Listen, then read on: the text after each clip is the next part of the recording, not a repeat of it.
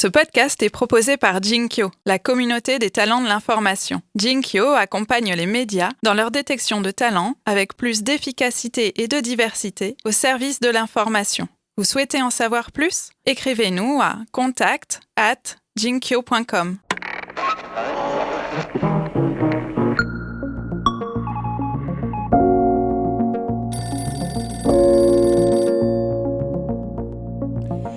Bonjour à toutes. Bonjour à tous. Salut Élise. Salut Jean-Baptiste. C'est un épisode d'Aparté un peu spécial que nous vous proposons aujourd'hui. Et oui, il y a un an, le 20 février 2019, nous mettions en ligne le premier épisode de ce podcast. Notre première invitée, c'est Aude Favre, journaliste devenue youtubeuse qui nous racontait comment elle traque les fake news avec sa bonne humeur et sa foi en la nécessité d'informer et d'éduquer les jeunes aux médias. Depuis, il y a eu 27 épisodes, d'abord à un rythme bimensuel, puis hebdomadaire depuis 4 mois. Nous avons fait parler des journalistes de presse écrite, des vidéastes, des écrivains, des créateurs de journaux ou de chatbots, des évangélisateurs de culture numérique au sein de leur rédaction, des journalistes locaux, des podcasteurs. Bref, nous avons essayé modestement de témoigner des transformations qui s'opèrent dans le monde de l'information en donnant la parole à des gens qui font petit, qui font grand, qui font souvent ou qui font parfois, mais qui ont tous tenté à leur manière des nouvelles manières d'informer, des nouvelles manières d'intéresser tous les publics au monde comme il se fait et comme il se raconte. Aujourd'hui, pour fêter ce premier anniversaire d'Aparté, nous avons voulu replonger dans nos archives et écouter nos 28 épisodes pour vous proposer quelques extraits marquants. Le choix a été difficile tant nos invités ont été différents et tous à leur manière intéressants. Nous aurions pu prendre 2 ou 3 minutes par-ci par-là pour vous offrir un florilège de cette diversité. Mais nous avons préféré garder des extraits plus longs car c'est aussi ce qui nous motive dans Aparté. Prendre le temps d'entrer dans la fabrication de l'information et écouter en longueur nos invités. Nous n'avons donc choisi que 4 personnes et 4 extraits que nous vous proposons de réécouter ou tout simplement de découvrir pour ceux et celles qui nous ont rejoints depuis peu et à qui on souhaite la bienvenue. Nous espérons que ces extraits vous donneront envie d'écouter évidemment les épisodes dans leur intégralité et de découvrir aussi tous les autres. On en profite pour vous rappeler que tous les épisodes sont disponibles sur les plateformes de podcast et aussi sur Internet à l'adresse jinkyo, jinkio.com/podcast. Si vous voulez nous faire un cadeau pour ce premier anniversaire, surtout, n'hésitez pas à aller mettre des étoiles dans Apple Podcast. Ce n'est jamais mauvais de se faire repérer par un algorithme par les temps qui courent et ça ne se fera que grâce à vous.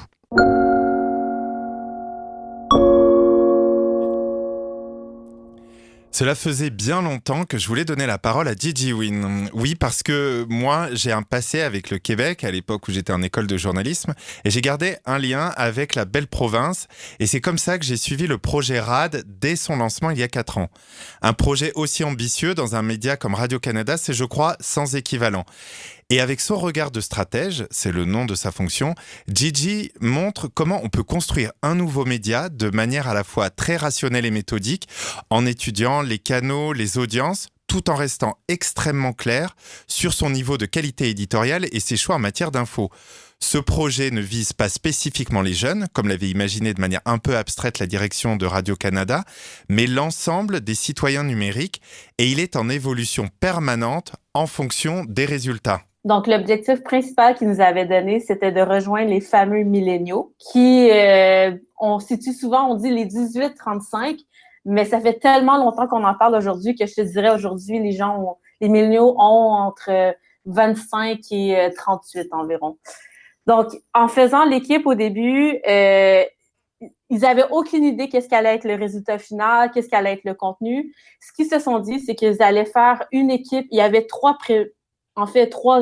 piliers à faire l'équipe.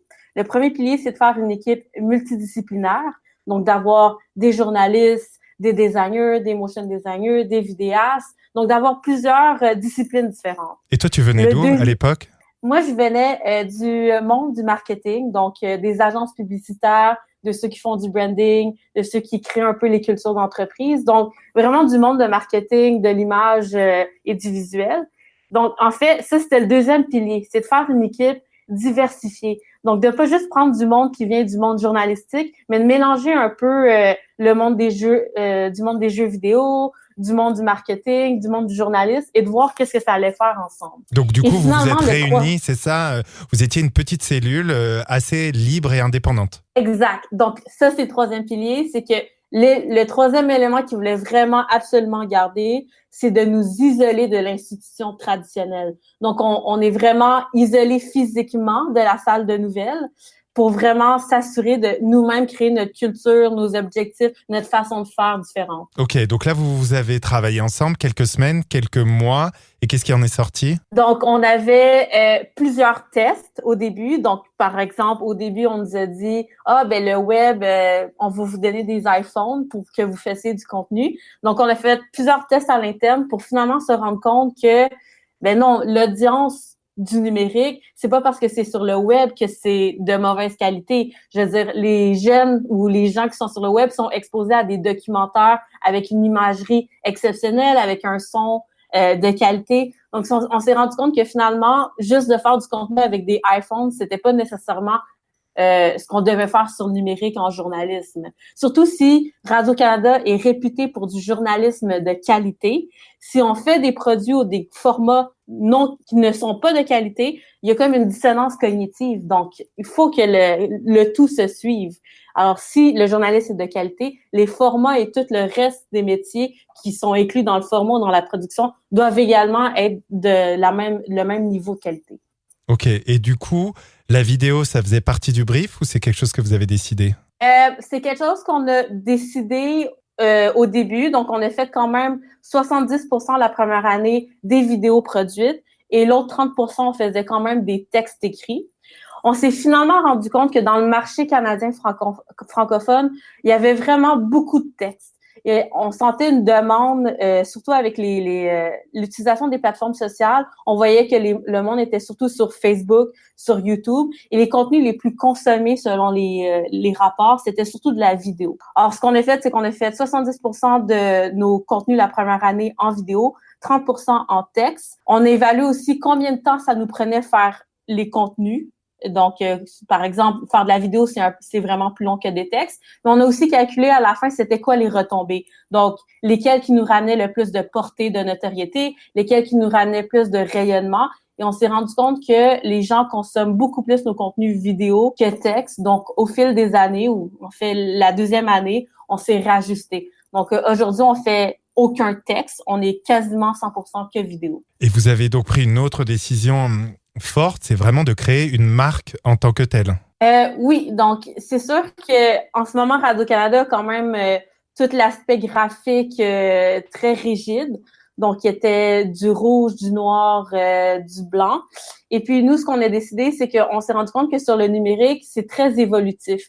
Donc, quand on voulait parler d'un sujet, on voulait avoir une direction artistique qui était quand même assez malléable selon les plateformes ou l'intensité du sujet. Donc, par exemple, si c'est un sujet plutôt ludique, loufoque, léger, on pouvait quand même utiliser l'animation graphique, les couleurs qui allaient dans le sens qui allait amplifier, en fait, l'expérience du contenu. Par exemple, si on utilise un sujet triste comme l'aide médicale à mourir, bien dans ce cas-là, le graphisme ou les couleurs ou le son ou l'imagerie doivent suivre aussi l'angle du sujet. Et donc, avec une direction ou une marque vraiment adaptable, évolutive, le seul moyen pour nous, c'était de créer une autre marque qui allait vraiment aller dans ce sens-là. Alors, pour parler du contenu, de l'éditorial, est-ce que tu dirais que l'enjeu, c'était de parler différemment à l'audience ou de faire des sujets différents, ou peut-être les deux? Je dirais que c'est d'informer différemment. Donc, les sujets... quand on regarde les sujets qu'on a traités, que ça soit de l'environnement, l'aide médicale à mourir, l'endettement, c'est quand même des sujets qui peuvent intéresser universellement toutes les tranches d'âge. Mais je pense que ce qui est vraiment différent de la façon qu'on fait, c'est ce que les gens sont habitués à consommer ou qui préfèrent consommer. Donc, il y a tellement une multitude de contenus aujourd'hui que la qualité ou la façon de le raconter est encore plus importante. Donc, on parle d'enlever les longueurs quand on est en numérique. Je veux dire, en numérique, à la télé, les gens étaient fixés devant la télé et ils avaient à peu près pas le choix de juste soit regarder le contenu ou changer de canal. Maintenant, sur le numérique, on est à un clic d'être changé pour une autre vidéo. Donc, c'est sûr que de captiver l'audience est hyper importante, que ça soit dans le rythme de la vidéo, dans le ton que le journaliste parle, dans l'imagerie. Alors, tous ces éléments comptent pour vraiment captiver l'audience à rester avec nous dans la vidéo. Et alors, est-ce que tu as eu l'impression que vous avez dû reformater un peu les journalistes? Parce que c'est vrai qu'informer, on n'a pas toujours dans l'idée de captiver. En fait, c'est ça. Donc, informer, on parle plus d'un terme de distribution. L'objectif, c'est d'informer. On va faire beaucoup d'articles, on va les envoyer un peu partout sur le web. Mais aujourd'hui, vu qu'il y a tellement de compétition en termes de contenu, c'est que là, on est plus dans une pensée d'attirer, donc d'engager l'audience. Alors oui, c'est sûr que là, ça c'est reformater les journalistes. Je te dirais que le travail journalistique, la démarche journalistique et les normes journalistiques restent le même. Donc, ils ont tout le temps un souci de garder la neutralité et la qualité est toujours là. Mais je te dirais que devant écran ou même chacun apprenne à développer leur personnage, leur personnalité journalistique. Ça veut pas dire qu'ils ne sont pas neutres, mais ils ont des caractéristiques particulières à chacun. Donc, par exemple, on a un journaliste qui s'appelle Olivier Arbourmans, que lui, il va avoir un ton assez plus intellectuel. Est-ce que c'est celui qu'on a entendu sur la vidéo de décroissance? Exactement. Donc, lui, c'est exactement Olivier. Donc, lui, on peut le voir qu'il a un ton assez différent du journaliste classique. Donc, il y a un côté engagé peut-être quand même sur le sujet. Et en fait, c'est qu'il est engagé dans le sens que dans le questionnement de est-ce qu'on devrait se questionner sur notre principe de comment on fait. Donc, c'est plus l'engagement par rapport à intéresser ou motiver les gens à se questionner par rapport à notre système, comment ça fonctionne. Mais en aucun cas, il va dire qu'il est pour ou contre. C'est vraiment plus dans l'engagement d'être curieux par rapport à l'information, curieux par rapport à comment est-ce qu'on fonctionne comme société. Et donc, t'as le goût d'être avec lui, puis de te questionner par rapport à ça et faire le cheminement journalistique sur la question.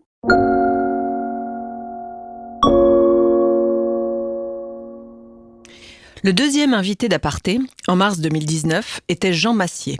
Ce passionné de politique est le fondateur d'Acropolis, une chaîne de streaming un peu spéciale sur Twitch, la plateforme principalement utilisée par les gamers pour diffuser et commenter en direct des parties de jeux. Jean Massier a décidé, il y a plusieurs années, d'utiliser cette plateforme qui offre beaucoup de possibilités d'interaction avec les spectateurs pour faire du commentaire politique en direct, en particulier lors des questions au gouvernement, à l'Assemblée nationale ou au Sénat. C'est un beau succès d'audience et il parvient à toucher un public peu enclin à s'intéresser naturellement à la politique. Son initiative a été remarquée par une chaîne, tout ce qui est le plus traditionnel, Public Sénat, et on va être très transparent, c'est une chaîne pour laquelle je travaille désormais. Alors ce n'est pas la raison pour laquelle nous avons choisi de vous proposer un extrait de notre interview avec Jean Massier, mais bien parce que nous avions trouvé, il y a un an et encore aujourd'hui, son initiative vraiment originale et pleine de sens. En fait, moi, je suis un passionné de jeux vidéo, indépendamment de mon parcours académique, professionnel, etc. Je suis d'abord un passionné de jeux vidéo. Et il est vrai que depuis le début des années 2010, est apparu sur Internet un nouveau format qui consiste à commenter en direct des parties de jeux vidéo sur des plateformes spécialisées, que ce soit des parties amateurs ou des parties compétitives professionnelles.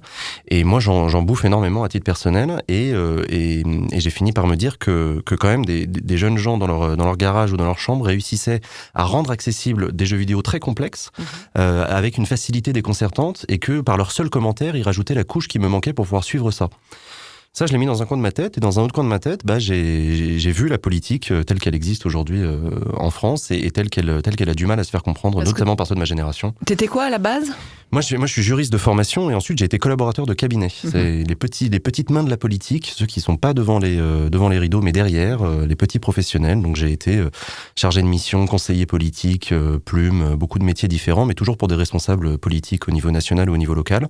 Et donc j'ai vu la politique de l'intérieur, et j'ai vu la difficulté qu'ont des politiques publiques à se faire comprendre, en fait, y compris des institutions, à se faire comprendre des citoyens. Et c'est là que j'ai en fait rejoint ces deux idées complètement contraires. C'est le jeu vidéo d'un côté et la politique de l'autre, en me disant, mais en fait, si je copiais ce que font les commentateurs de jeux vidéo sur ce que moi je connais bien, c'est-à-dire la politique, mais peut-être que je pourrais trouver un moyen de rendre la politique plus accessible pour ceux de ma génération. Et Donc, tout est parti de là. Donc on peut faire du commentaire politique comme on fait du commentaire sportif, Absolument. ou du commentaire de jeux vidéo. Avec la même idée simple, c'est que par des commentaires, on va donner les clés de compréhension de ce qui est en train de se passer à des gens qui ne sont pas spécialistes, tout simplement.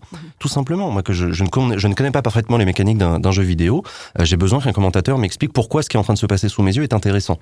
Et ben la politique, c'est exactement pareil. La politique, c'est extrêmement complexe et extrêmement chiant quand on n'y connaît rien. Et est-ce que ça, tu penses que ça n'était pas ou ça n'est pas fait par les médias, parce que c'est quand même ça aussi le travail d'un journaliste.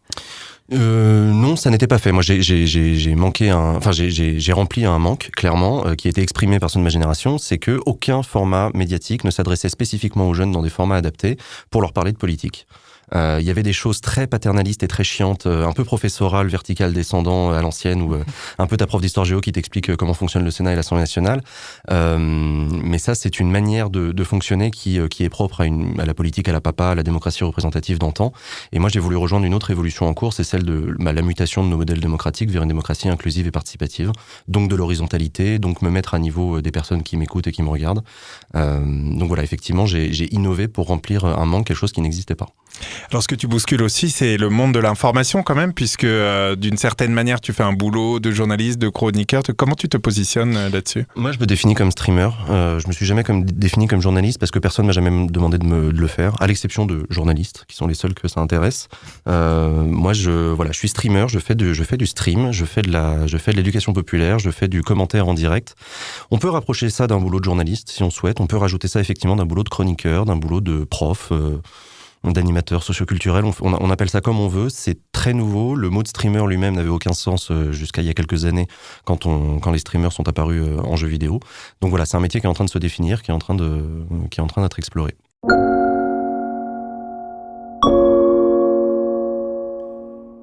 Martin-Antoine fait partie des pépites que nous sommes très heureux d'avoir identifiées lors de cette première année d'Aparté.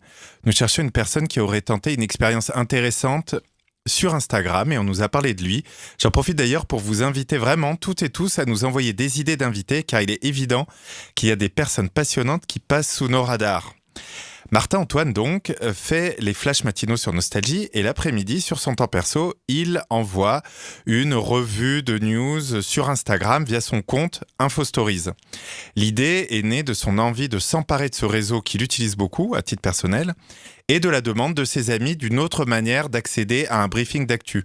Sa persévérance force le respect, vraiment, et d'ailleurs, c'est aujourd'hui notre 3e épisode le plus écouté ex aequo avec Thomas Rozek, le bien connu podcasteur de l'info avec Programme B. Depuis 2 ans, Martin-Antoine trace sa route, donc il teste les nouvelles fonctionnalités d'Instagram, il change de format, de visuel, toujours en échangeant avec sa communauté pour répondre à ses besoins d'information. Donc par rapport à ça, en fait, j'ai essayé d'éditorialiser et de hiérarchiser les stories en me rendant compte que, comme Instagram permet de voir les gens qui te suivent à chaque fois selon les slides que tu fais. C'est ça que j'allais te demander. Ouais. Alors comment tu mesures exactement l'intérêt de tes auditeurs ? C'est quoi les outils ? En fait, sur Instagram, quand tu swipes ta story, en fait, tu as la possibilité de voir le nombre de gens en fait qui ont regardé le slide. Et donc, dès le premier slide, tu vois la perte finalement de gens. Et en fait, on se rend compte que quand tu commences avec une actu qui est assez chaude ou une actu assez lourde, je dirais, les gens ont tendance à partir. Donc, Est-ce que du coup, ça t'a fait changer tes journaux radio ? Puisque là, tu les vois pas partir, tes auditeurs. Ouais, exactement. C'est ça, c'est ça. C'est ça, la radio, on n'a pas ce rendu immédiat, comme tu dis. Là, on a tout de suite un rendu immédiat. Finalement, c'est intéressant. D'ailleurs, c'est encore plus immédiat que les audiences télé, qui sont quotidiennes. Là, on a un rendu immédiat, donc ça permet aussi de s'adapter. Mais je pense qu'à un moment aussi, il faut définir un format et s'y tenir, parce que sinon, tu changes tous les jours et c'est infernal. Mais je pense quand même que ce qui fonctionne bien, c'est de commencer par une actu plus légère, d'accrocher les gens comme ça, et après d'aller sur des sujets de fond et d'informations un peu plus lourdes. Ce qui est donc un peu l'inverse de ce qu'on a tendance à faire, notamment dans un journal radio. Oui, parce qu'en fait, les gens viennent pas forcément pour ça. Alors moi, je parlais de la volonté de mes amis d'être informés, mais à côté de ça, voilà, depuis, il y a beaucoup de gens qui se sont abonnés et qui viennent pas forcément chercher une info chaude et lourde au début. Et Et donc les capter avec quelque chose d'assez léger, ça permet de les amener progressivement vers ça. Alors pour parler de la forme maintenant, j'ai bien aimé remonter le fil de ces presque 2 ans d'Info Stories. Et alors, bon, je vais pas faire tout l'inventaire, mais à un moment, tu as testé des gifs, tu as testé des surtitres aussi, des bandeaux avec du texte sur l'image. Après, tu as enlevé les mots. En gros, qu'est-ce qui fonctionne? Qu'est-ce que vraiment tu as pu dégager comme tendance très forte de ce qui marche ou pas du tout, quoi? En fait, si tu veux, ce qui a un petit peu dicté ça, c'est aussi les applications que j'utilise pour faire ces stories. C'est vrai que sur Instagram, les gens aiment le beau. Il faut trouver des applications qui fonctionnent bien. Donc j'en ai testé plusieurs. T'as testé lesquelles? J'ai testé une application qui s'appelle Unfold pendant longtemps. Et puis là, je viens de passer une application qui s'appelle Mojo. Et là, j'ai changé en fait de design il y a 2-3 semaines. Là, c'est assez récent. C'est très réussi d'ailleurs. Merci. Et en fait, avant, c'est vrai que j'avais tendance à mettre mon visuel au-dessus et une légende en dessous. Et là, en fait, j'ai intégré la légende directement sur les images. Je trouve que ça fonctionne mieux et que le design est plus joli. J'ai maintenant aussi la possibilité d'avoir le retour des gens et on fédère une petite communauté. Et donc, j'ai des commentaires qui m'ont amené aussi à m'ancrer dans cette nouvelle version. J'ai fait des petits sondages auprès des gens qui se sont abonnés pour leur demander les formats qu'ils préféraient. Et ça, c'est vrai que c'est assez intéressant d'avoir ce retour, encore une fois, immédiat qui permet de voir ce qui fonctionne, quoi. Et d'ailleurs, entre l'image fixe qui va rester sur le compte et les stories, comment tu joues entre les deux? C'est-à-dire, est-ce que... Parce qu'il faut aussi une esthétique de la page. Oui. C'est ça qui est un peu particulier. Oui, tout à fait. En fait, il y a quelque chose qui, à mon sens, est assez important sur Instagram. Il faut que les gens puissent s'identifier. Donc moi, j'ai essayé d'ancrer un code couleur, donc le rouge et le blanc, puisque Info Stories, si les gens vont voir, vous verrez, c'est écrit Info Stories en rouge, avec 2 barres parallèles rouges au-dessus. Et en fait, tous mes posts sur le feed, à chaque fois, je poste une photo au milieu de ces 2 barres rouges. Et j'ai essayé de reprendre ce coup de couleur, désormais aussi dans les stories, pour que ce soit identifiable et que le rouge et le blanc, on sache que voilà, ça, c'est du contenu Info Story et ça légitime aussi ce que tu fais à terme. Ce qui est marrant, c'est que tu viens de la radio et là, tu nous parles de graphisme. T'as toujours aimé ça, le graphisme, ou tu t'y es mis juste parce que tu dis si je veux faire passer mes infos, il faut que je m'y mette? Non, pas du tout. Moi, je suis pas du tout bon sur ces sujets-là. Le graphisme, j'y connaissais absolument rien. En fait, moi, j'ai vraiment accroché avec Instagram. Alors, ça vient peut-être de moi, j'ai 36 ans, ça vient peut-être de mon âge, mais j'ai vraiment accroché avec ce réseau social. J'utilisais beaucoup Facebook, que j'ai délaissé depuis. Et en fait, c'est vrai que Instagram, comme on disait, il y a quand même l'esthétisme qui prime. C'est vraiment le monde de l'image. Et si tu proposes un simple contenu purement informatif, sans le côté esthétique, à mon sens, ne fonctionne pas. Donc il faut qu'il y ait cet enrobage. Quand on est un pro de radio, on s'y met, quoi. On prend ses petits crayons. On n'a pas le choix. Non, mais je veux dire, si tu veux proposer quelque chose, mais qu'il n'y a pas la forme qui accompagne le fond, ça ne fonctionne pas, à mon sens. Et alors, effectivement, il y a un besoin d'adaptation permanente. Déjà parce que sans doute, ceux qui sont sur Instagram évoluent dans leurs goûts, dans leurs envies, dans leurs besoins. Et puis, il y a aussi Instagram qui fait évoluer ses fonctionnalités. Du coup, dès qu'il y en a une nouvelle, il y a un petit bonus pour ceux qui l'utilisent. Comment tu te tiens au courant de tout ça ? En fait, c'est vrai que ce qui est sympa sur Instagram, c'est aussi de faire participer les gens. Instagram propose des outils qui sont assez sympas, comme le fait de pouvoir les questionner, les sondages. Il y a le compte à rebours qui a été mis en place. Donc moi, j'essaie de voir comment je peux intégrer ces outils à mes stories. Par exemple, le compte à rebours, j'ai essayé de l'intégrer en essayant de déterminer quelques événements importants de l'année 2019 et de créer un compte à rebours. Par exemple, il va y avoir la Coupe du Monde de foot féminine. Voilà, j'ai créé un compte à rebours par rapport à ça, ou pour les gens fans de séries, l'épisode 1 de Game of Thrones qui arrive en avril. Voilà, essayer d'intégrer ces outils-là aux stories, c'est un petit défi que je me lance et qui est plutôt sympa. Et là, ça fonctionne bien par rapport au retour que j'ai.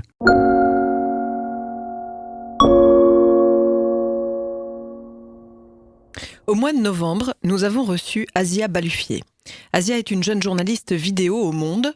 Les vidéos, pour un média traditionnellement papier, c'est une stratégie de développement depuis plusieurs années. Et la cellule vidéo du Monde ne cesse d'ailleurs de grandir. D'ordinaire, le travail d'Asia consiste à écrire et réaliser des vidéos pédagogiques, explicatives, souvent en collaboration avec un motion designer, pour décrypter un sujet ou défricher une problématique. Ces vidéos peuvent soit accompagner un article sur le site du Monde ou être évidemment diffusées sur les réseaux sociaux. Mais en octobre dernier, Le Monde a sorti sa première enquête en vidéo. Oui, une véritable enquête basée sur des images sourcées, décryptées et mises en 3D pour une meilleure compréhension du spectateur. Asia a été, avec un motion designer, Antoine Schirer, la réalisatrice de cette enquête très remarquée. Le sujet ? Un tir de LBD par un policier à Bordeaux sur un gilet jaune qui n'était pas en train de mettre les forces de police en danger. Et c'est justement cela que l'enquête a démontré. Elle nous explique comment est venue l'idée de cette enquête vidéo. Ça faisait depuis presque le début de la mobilisation des Gilets jaunes que nous, on voulait faire quelque chose en vidéo. Déjà parce que c'est un fait de société qui fera date, je pense, cette mobilisation des Gilets jaunes, toutes ces enquêtes IGPN, tous ces blessés. Et ça s'y prête en vidéo, parce que y a un nombre d'images qu'on n'avait jamais vues à ce point-là. Et depuis donc le mois de novembre, nous, on voit ces images, on les reçoit comme tout le monde, sur Twitter, sur YouTube, sur Facebook. Et on veut en faire quelque chose. Et en même temps, on est confronté au problème de ces images qui sont qu'elles ont beau être nombreuses, elles ne sont pas suffisantes. Elles sont là, elles sont dispersées un peu partout sur Twitter, mais elles sont parcellaires, elles peuvent être manipulées, elles sont décontextualisées en tout cas. Donc on se heurte à cette difficulté-là depuis quelque temps. Et le 12 janvier, il y a comme tous les samedis pratiquement depuis 2 mois, il y a ces images-là qui sortent le samedi, le dimanche. Et une des raisons, je pense que c'est que cette image, celle que peut-être vous avez vue, où on voit au coin de la rue Sainte-Catherine, donc à Bordeaux, des policiers de la BAC tirer au LBD, lancer des grenades dans la direction de ce gilet jaune, et ce gilet jaune être effondré par terre en sang. Elles sont choquantes, elles sont fortes, ces images-là. Et donc, une des raisons, c'est celle-ci. Je pense que moi, jusqu'au 12 janvier, j'avais pas vu d'image d'une charge de la police avec autant de choses à l'intérieur.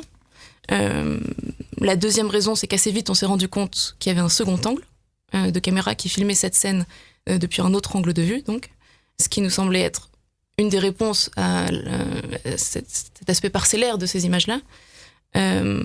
La deuxième raison, c'est que on avait des contacts à Bordeaux qui nous permettaient justement, là encore, de pallier le problème d'image qui ne dit pas tout, c'est-à-dire en faisant notre travail d'enquête classique des journalistes. Donc, à ce moment-là, c'est 2 mois après, on commence à se dire, là, cette affaire-là, elle nous semble enquêtable plus que les autres. Et donc, je pense que c'est pour ça qu'on s'est lancé sur celle-ci. Donc, vous décidez de faire une enquête en vidéo. À quel moment vous vous dites, c'est une enquête de, en gros, 15 minutes en vidéo et pas 3-4 minutes? On s'est jamais trop dit ça. On s'est pas dit, on va faire tant de minutes. Et très rapidement, on s'est rendu compte qu'il fallait ce temps-là pour poser le contexte.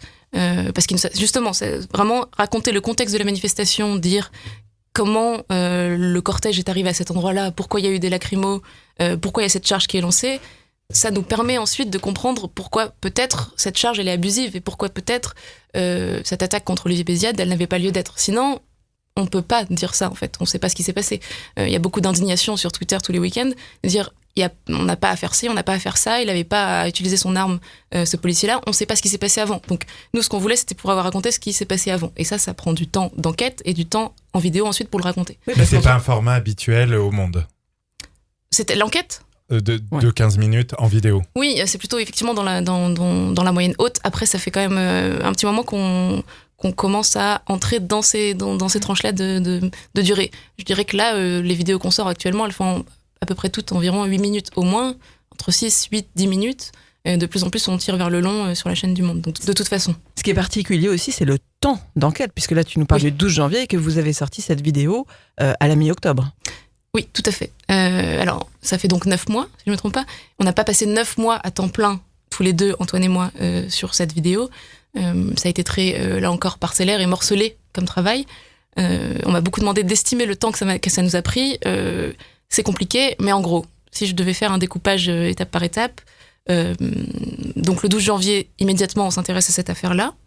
Je pense qu'on passe environ 2 semaines à enquêter depuis Paris, à passer des coups de fil, à trouver des témoins de cette scène, des gens qui peuvent nous raconter le reste de la manifestation aussi, à chercher des images, à les sourcer, trouver qui sont les auteurs, rencontrer ces auteurs, en tout cas leur parler pour qu'ils nous racontent dans quel contexte ils ont pris ces images, etc. Et aussi ensuite faire tout un travail de fond, c'est-à-dire qu'on n'est pas spécialiste, Antoine et moi, de police-justice. Et donc, il y a tout un travail sur les textes réglementaires. Est-ce que ça, c'est une grenade de désencerclement? Est-ce que ça, c'est une grenade lacrymogène? Voilà. Dans quel cas on a le droit de tirer au LBD? À quelle distance? Tous ces trucs-là. Donc ça nous a pris, je dirais, 2 semaines. Ensuite, on est allé sur place, donc. On a rencontré Olivier Béziade à cette occasion-là. On a rencontré plein de gens qui ont été à cette manifestation. Et ça, on est resté 2 jours sur place. On a aussi fait une enquête de voisinage. Je pense qu'on a parlé à tous les commerçants de la rue de la Maison Dorade et de la rue de la rue Sainte-Catherine à cet endroit-là. Et je pense qu'on a interrogé une 20aine de personnes pendant ces 2 jours-là. Certains filmés, d'autres non. Et après ça, donc on est revenu avec une vision déjà beaucoup plus précise de ce qui s'était passé, même si c'était pas encore définitif. Après ça, il y a 1 semaine, voire 10 jours d'écriture et de storyboard. Le storyboard, c'est un document qu'on a l'habitude de faire quand on fait de la vidéo, qui est que on met en adéquation le texte, ce qu'on dit dans la voix, et l'image. Donc c'est un Google Doc avec 2 colonnes dans lesquelles on écrit nos phrases à gauche et qu'est-ce qui va apparaître à l'écran à droite. C'est un processus qui est toujours un peu long. On travaille souvent à 2, donc le journaliste vidéo et le motion designer. Donc tu l'as déjà mentionné, mais on n'a pas dit son nom. C'est vrai. Dans ces 2 cas-là, c'était Antoine Schirer. Tout à fait.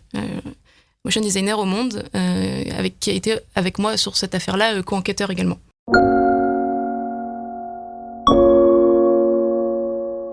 Voilà, c'est la fin de ce podcast de Best Of. Alors n'hésitez pas à aller réécouter ces épisodes sur la longueur, vraiment en entier. Et vous les retrouverez tous, bien évidemment, sur votre plateforme préférée de podcast ou sur la page jinkyo.com/podcast, jinkyo.com/podcast. Et bien évidemment, tous les autres épisodes. Franchement, nos invités sont passionnants et je dis pas ça parce que c'est nous qui les avons choisis.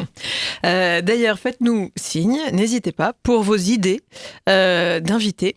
Vous trouverez nos contacts dans la description du podcast et nous vous donnons rendez-vous la semaine prochaine pour un nouvel invité. Salut Élise.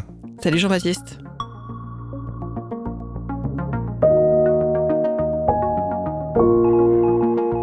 Aparté est un podcast produit par Jinkyo. Il est animé par Élise Colette et Jean-Baptiste Diebold. Notre expert du son et de la réalisation, c'est Raphaël Belon. La communication et les réseaux sociaux d'Aparté sont animés par Laurie Lejeune. Le design graphique a été imaginé par Benjamin Leble et la musique composée par Boris Leble. Vous pouvez retrouver Aparté sur Instagram en 2 mots, comme en latin, A, plus loin, Parté. Plus loin, podcast. Comme en anglais. Non, comme en latin. Bon, bref, c'est un balado francophone. Aparté podcast. Posez-nous vos questions, suggérez-nous de nouveaux invités, envoyez-nous des étoiles et des commentaires. Et si vous n'aimez pas Instagram, vous pouvez aussi nous contacter sur Twitter. Elisco, ELIZCO. XJBDX. Merci pour votre fidélité.